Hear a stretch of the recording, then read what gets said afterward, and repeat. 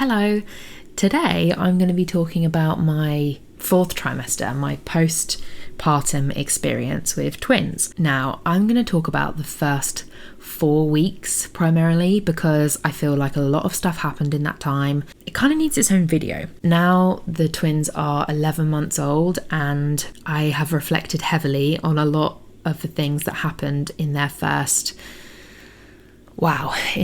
year. So I wanted to make this video to share my experience and hopefully it will help people and also help prepare people, and also just my tips on how life was made a lot easier for me.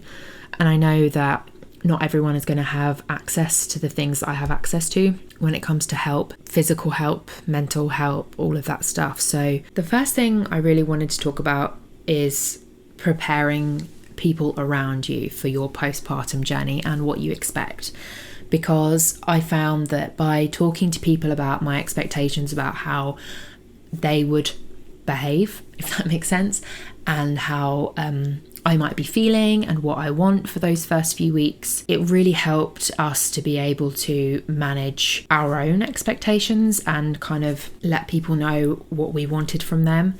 There were people who expected to see them, for example, on the day they were born, and that just wasn't something I was keen on. I wanted to be able to have them all to myself, and I wanted to be able to not feel selfish for wanting that. I do think that it helped that I had the kids 2 weeks before I had planned to have them, before my C-section was booked in. I think the last minute aspect of everything made it easier for people to understand that we didn't want visitors because everything was hectic. It wasn't that I didn't want visitors, it was that I didn't want to feel like people were in my space if I wanted to just have my bubble and feel protective of that bubble. I didn't want anyone's expectations of what I should or shouldn't do as a mum interfere with how I felt and what my instincts were telling me to do. That's something that I feel really strongly about. I would advise for every single new mum out there to really think about what they want from their first few weeks postpartum, and to really prepare everyone around them to say, this is what I'm doing, or this is what I plan. If my feelings change, then I will let you know, but for now, this is how I feel. And by telling people that we don't expect that we would want to see anyone or want anyone to come over within the first week, it prepared everyone. And then when actually they were born and it was the morning of the first night, the morning after the first night we were at home, I woke up and I looked at Ed and I said, I just want my mum and dad. And he said, great, let's do that. And I called my dad and I called my mum and I said, can you come over please right now?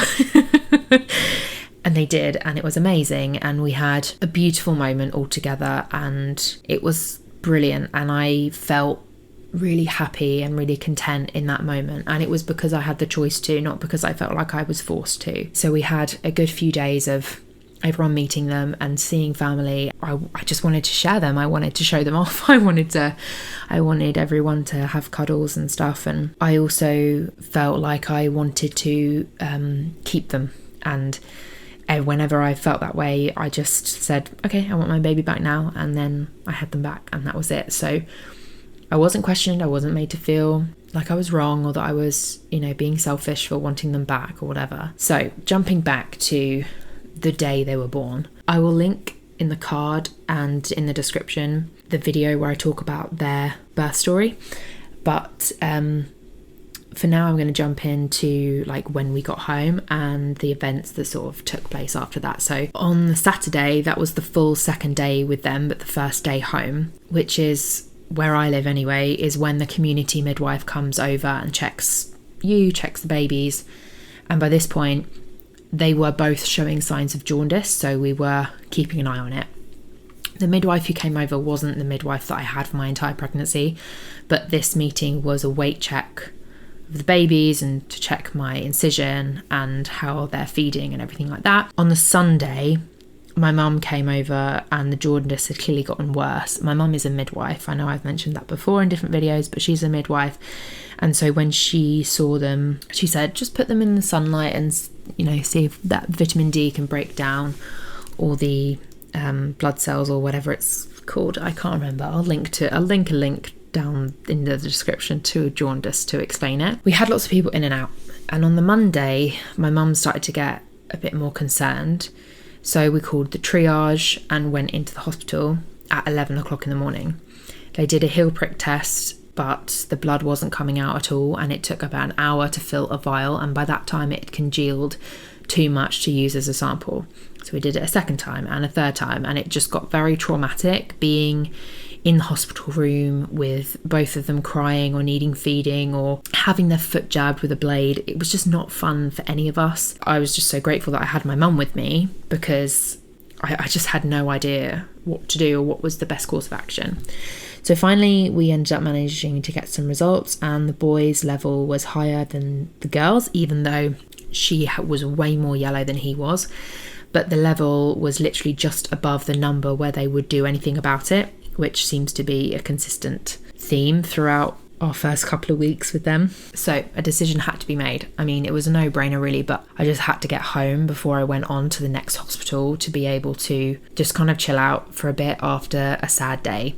No one wants to hear their baby has anything medically wrong with them, especially when they were 4 weeks premature. And it just wasn't a good time at that moment, because the hormones were kicking in. Like, I was constantly breastfeeding, up every 3 hours. I was on so many painkillers, and I felt like my body was moving for me and my brain was just trapped, and I couldn't get anything out of my mouth without bursting into tears, and it was just horrible. So that afternoon, Ed and I went on to the specialist hospital and were told that blue light therapy was needed. It's basically a crib with blue lights on all sides, and it would take 8 hours to do one set of treatment. They would do another test after that 8 hours and see if the levels had gone down, but if they weren't down enough, he would need another 8 hours and was potentially going to have to be under there for 16 hours.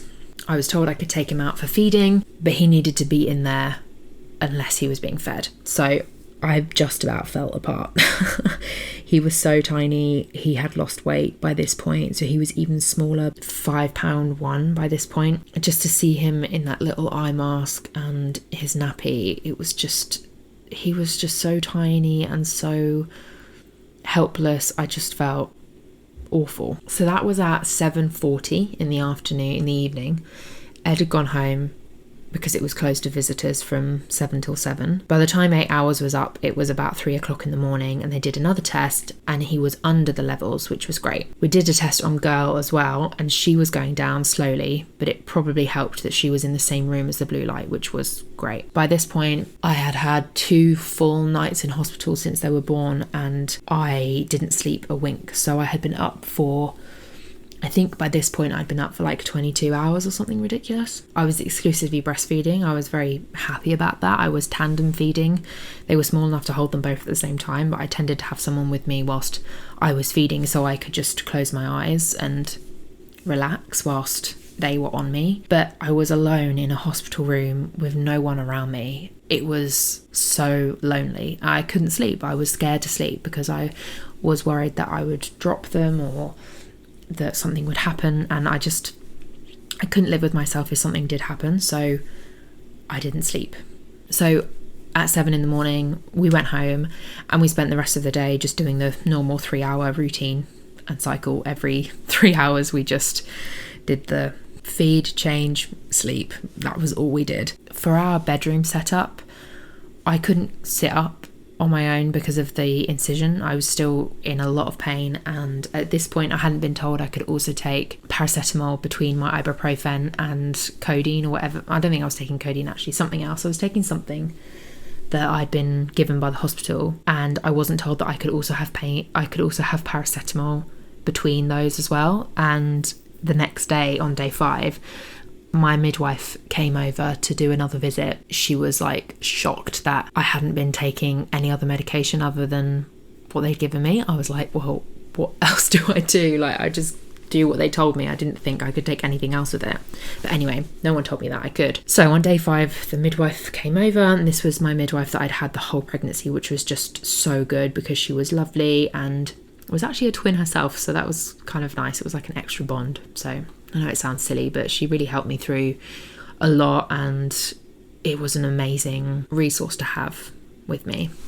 So she did their weights, and my girl had lost 12% of her body weight. Now up to 10% is normal in newborn babies, and they start to get concerned about 11.5%, so just over the barrier again. The fact she was 12% lower in 5 days, even though they'd been breastfeeding every 2.5 to 3 hours that entire time, she had to go and have a checkup with the paediatrician to make sure there wasn't anything else going on that was contributing to the weight loss. So another trip to the specialist hospital, and I was just in pieces. This is where I lost my shit really. Well, I didn't lose my shit. I just was advocating for my child as a new parent and didn't feel like I was being listened to.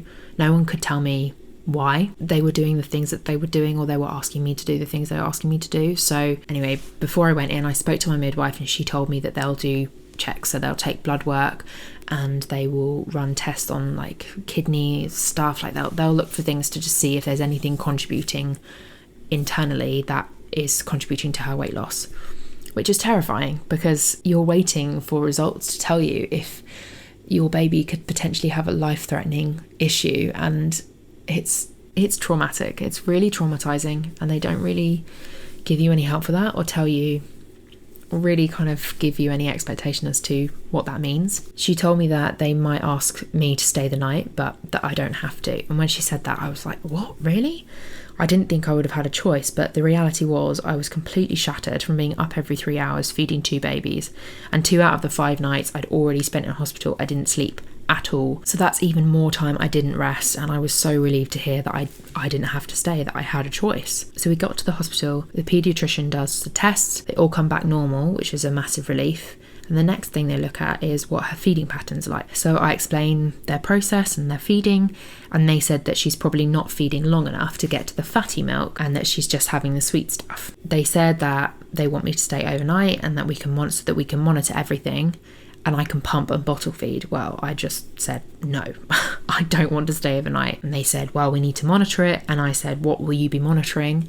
And they said they'll see how much she's actually drinking by pumping into a bottle and then feeding her that. And I said, well, I can do that from home. It took me pretty much, I'm not even exaggerating, on my knees crying, saying that I can't do another night alone in hospital. I just need my mum and Ed, and I can do it all at home. Whatever they want me to do, I can do it at home. They asked me if we had formula ready at home in case my supply wasn't there. I said, look at the size of my boobs. You don't think my supply is there. For some reason, that really offended me deeply. I don't know why. It was like, oh yeah, I wouldn't have noticed that nothing was coming out for 5 days. Like, are you serious? I was so pissed off. But anyway, I chatted to my midwife, and she called the hospital and spoke to the paediatrician, and they agreed that I can come back in 24 hours for another weigh-in. I just said yes and got out of there. I was like, I got home. My mum had already set up all the pump stuff and showed me how to use it. Showed Ed how to clean it, because I needed to pump every 3 hours. And when you buy a pump set, it just comes with one thing, and you have to buy more bottles. So after you've pumped, you have to clean it like basically straight away in order for it to be ready to use again the next time. I was still nursing baby boy, so in the first pump I had done 80 ml on just one boob. I feel truly fortunate and grateful that my body was able to produce that, but boy was it tough. So we got into a routine. We had stock in the fridge. Ed would feed girl whilst I pumped on one side and fed boy on the other. Thankfully they took to bottles really easily, so again, super grateful for that. The next 5 days were probably the most hormonally induced, intense, emotional days for me. After the last time we went to hospital, I was meant to go back the next evening for more checkups, for that 24-hour check-in, but I couldn't bear the thought of being told I had to stay in. It hadn't even been 24 hours of pumping, so in reality, what was it actually going to show? I got Ed to call the hospital, and he was able to speak to the paediatrician, and they spoke to my midwife, and they agreed to discharge me into my community midwife care, which was just the most amazing feeling of relief. I then had a day 10 appointment booked in with her for another weigh-in for girl and boy. During the next few days, it was very hormonal, emotional, tired. This is where the first signs of postpartum anxiety started to creep in. I will go into that into more depth because I feel like it's definitely needs its own video. It needs its own discussion point. But to kind of give you an update on where I am now, I have had therapy, and that will be talked about more later. This is what started to happen to me every 3 hours, every day, for at least 2 months. It was exhausting, but what happened was, because when I go to bed, I normally sleep with a pillow either in my arms or between my knees. And when I'm in bed on my own, I have the entire duvet like snuggled up between my legs and arms. And when I would wake up, my brain thought that I had fallen asleep holding my baby and that they had died. So I would wake up every 3 hours thinking that my baby was dead. And it was exhausting. It was horrendous. Anyway, I didn't expect to cry talking about this, but obviously it's sad. To kind of roll this up in a positive note, Ed came up with a great way of helping me through it, which was to wake me up by saying, "Zoe, the kids are downstairs," or "they're in their cot," and it would immediately calm me and bring me back into reality. So if you ever struggled with that, or that is something that happens to you when you have your babies, please tell someone and give them this technique to wake you up by saying that they are safe, that they are okay, and it will just take a weight off your shoulders. And it was the best thing he could have done, honestly. So anyway, thank you, Ed, you're amazing. Skipping forward, everything else between day 5 and day 10 was pretty normal, but on day 10 we have the weigh-in, and my girl, who had been bottle fed with breast milk for 5 days, had put on 200 grams, which was amazing. But my boy, who was still having it straight from the source, had lost 200 grams. This was quite worrying because he was already on the smaller side out of the two and was down to £4.10, which was crazy to look back on pictures at the time and think he was smaller 10 days old than he was when he came out. It just feels like absolutely insane to look back and think about that time. He went on to bottles, and eventually on day 20 he was back to his birth weight, she was back to her birth weight, and I had appointments with my midwife for 4 weeks every like 5 or 6 days, which was amazing. And I was so sad to be discharged from her care and to be let out on my own, if that makes sense, like without having someone like her to check in. It was really sad to leave that period and know that they were getting older, like a month old. It was such a crazy milestone to get to. So I ended up doing a mixture of bottle and boob, and I found that girl wasn't really having it anymore. She wasn't interested in breastfeeding, but because my supply was so up and down, I wanted to nurse once or twice a day just to get my body topped up with that. I think it's called oxytocin release that happens with skin on skin and when you do breastfeeding. So we tried what we could and we just went with it. After 2 weeks, my mum moved in with us for the rest of the time that she lived with us, because she lives in Canada. So she was here for their first 4 weeks, and at the halfway point she came and stayed with us. So we got into an amazing routine which helped me sleep for a bit longer. So we basically split the day into like a day and night shift.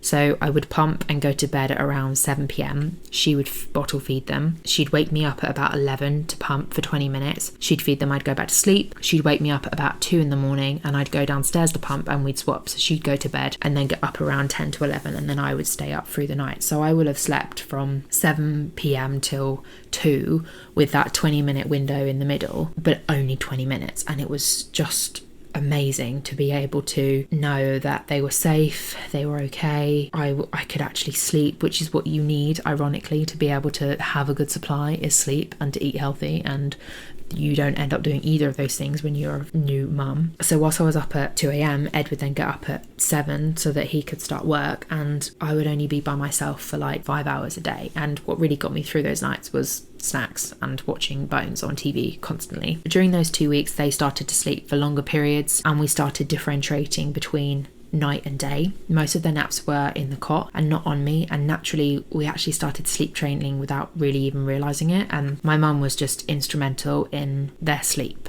And I can tell you now, 11 months old, they have been sleeping through the night since 4 months.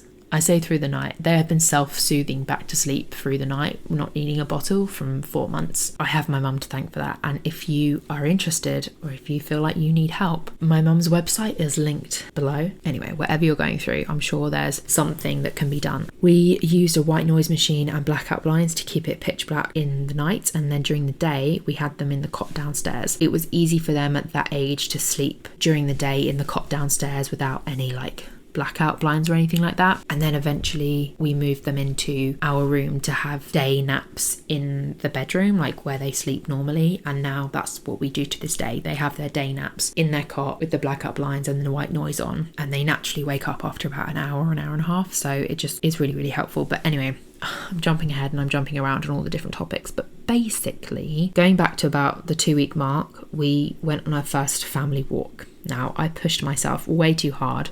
I couldn't move for the rest of the afternoon, and I pumped 140 ml on one boob for the first time, and I got up to 210 ml on one boob in 30 minutes. That was after missing a pump session, so I knew that it was like 2 pumps in one. But anyway, the point of saying that is it got really painful to miss a pump session, and I felt like because we had got into this routine of pumping and washing up bottles and every single time we did something that was out of that routine, it messed it up for days later. Like, my supply would be up and down all the time, and I genuinely believe that it was because I was changing the schedule and I wasn't pumping at the same time every day and for the same amount of time because it wasn't convenient at the time. But what I should have said was, I'm not going to go to a family's house an hour away to sit there for 4 hours to drive back another hour, and I'm not going to do that. I'm gonna sit here. If people want to see them, they can come to us. Like, I should have said that. I should have been really, really strong on that point. Unfortunately, when you've got outside influences of people thinking that you should or shouldn't do something and those expectations, it's really difficult to say no. I wish I'd have been stronger, but ultimately it is what it is. Whatever happened, happened. So at around 3 months, decided to start supplementing with formula, and I'm really glad I did. Took a weight off my mind. I was able to fill up the freezer again with the excess milk that I'd pumped, which was really, really handy. And I just felt a lot more relaxed about it. I didn't like missing pump sessions. Again, looking back, I should have just stayed indoors and not done anything, but for your mental health, you have to get out. I'll talk a lot more in the next video about my breastfeeding and pumping journey in general, also like the kids' milestones, and also the other thing I wanted to talk about was like our room setups and stuff for different activities and things, because I had no idea what I was doing and I really wish someone had told me sooner. I will definitely be talking about all of that in the next video. I hope you enjoyed this one. I hope that if it resonated with you, it helped. And I hope that it does help if you are about to become a first-time mum, twins or singleton or more than twins. Oh my God. I hope you stick around and subscribe. I'd love to have you here. Please check out some of the links in the description. Anything medical that I've talked about, I will leave reliable sourced links in the description. Thank you for watching, and I'll see you in the next one. Bye.